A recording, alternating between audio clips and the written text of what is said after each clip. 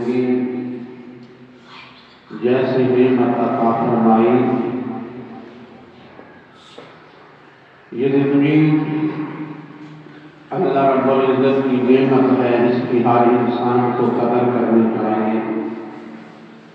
بچپن، جوانی، بڑھاپا یہ زندگی کے مرحلے ہیں۔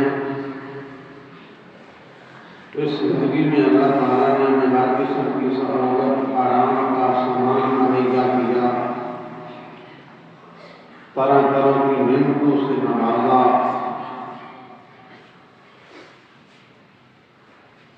اور کرم بالائے کرم، یہ کہ اس کو زندگی میں زمانے اور معاشرے سے کٹ کر الگ رہنے والا فرد نہیں بنایا، بلکہ ایک سوشل لائف اور معاشرتی زندگی گزارنے کا موقع بھی فراہم کیا۔ یعنی معاشرے کو حلال وخرا ہے کہ اپنی دنیا آباد نہیں، بلکہ معاشرے کے ساتھ مل جل کے رہنا،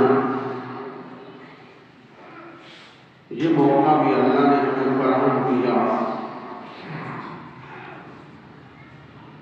کامیاب زندگی بسر کرنے کے لیے اعلیٰ اور ابدی تعلیمات بھی عطا فرمائی، تاکہ وہ زمانے اور معاشرے میں سب سے مل جل کر رہے،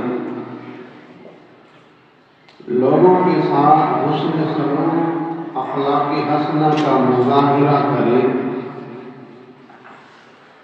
تو گویا انسان کا اس زندگی میں یہ امتحان ہے، آزمائش ہے کہ وہ کیا کرے، یہ امتحان پاس کرنے کی کوشش کرے کہ وہ ایسی زندگی گزارے جس میں صرف اپنے لیے نہ سوچے۔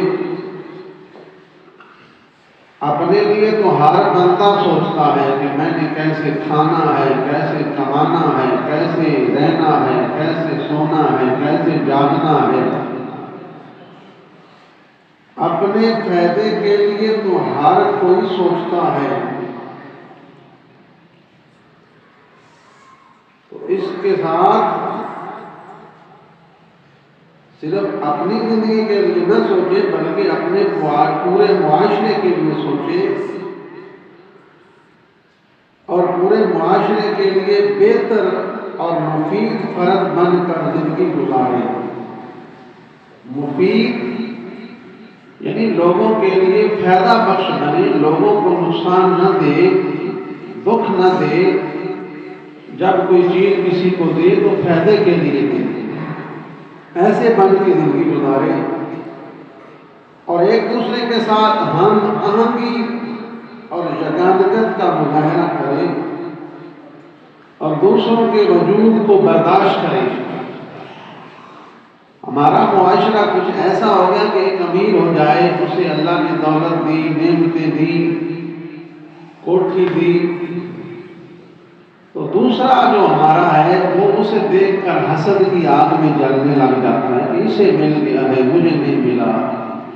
یا کوئی ہمارے برابر ہو جائے تو وہ بھی ہمیں اچھا نہیں لگتا۔ ہمارے اندر یہ قوت برداشت ہونی چاہیے کہ ہم دوسرے کو اچھی حالت میں دیکھ سکیں۔ ہمارے اندر ایسی قوت پیدا ہونی کہ دوسرے اپنے تو نیما، اپنے تو تھلے بیچنا چاہتے ہیں، اتنا اسی کسی اپنے رشتہ دار کو، ہمسائے کو، محلے دار کو بیچ نہیں سکتے، آراستے نہیں رہتے۔ تو ایسا حوصلہ بندے کے اندر ہونا چاہیے کہ کسی اور کو دولت مال مل جائے تو دوسرے حسد کرنے کی لوڑ کوئی نہیں، رب کو دیتا ہے۔ تو دعا کرو اللہ ہر بندے دے جو چیز اس میں کمی ہے، یعنی یہ بھی حوصلہ ہوئے